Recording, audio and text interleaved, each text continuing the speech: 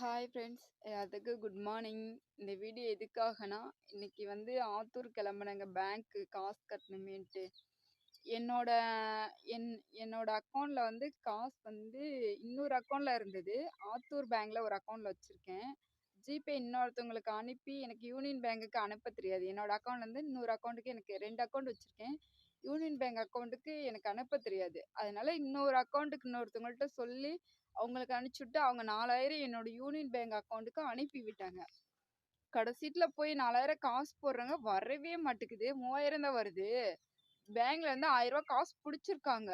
முன்னொரு தடவை அப்படிதான் 1200 ரூபாய் பிடிச்சிட்டாங்க. முன்னொரு வாட்டி 1500 ரூபாய் பிடிச்சிட்டாங்க. முன்னொரு வாட்டி ஒரு அப்புறமேட்டுக்கு வந்து 600 ரூபாய் பிடிச்சிட்டாங்க. அப்புறம் ஒரு நாள் வந்து 300 ரூபாய் பிடிச்சிட்டாங்க. இங்க அடிக்கடி இப்படி பேங்க்ல காசு காணா போயிட்டு இருக்கு. என்னோட அக்கௌண்ட்ல ஏன் என்னன்னே தெரியலங்க. அன்னைக்கு பேங்க்ல போய் ஏன் காசு காணா போயிட்டு இருக்கு, என்ன ஏதுன்னு கேட்டுட்டு ரீசன் தெரிஞ்சுக்கிட்டு முடிஞ்சா அந்த அக்கௌண்ட் யூஸ் பண்ணலாம்னு இருக்கேன். இல்லைன்னா அக்கௌண்ட்டே வேணாலும் க்ளோஸ் பண்ணி விட்டுலான்னு இருக்கேங்க. சத்தியமா சொல்றேன், 10,000க்கு பக்கமா என் அக்கௌண்ட்ல இருந்து காசு காணா போயிருக்கு.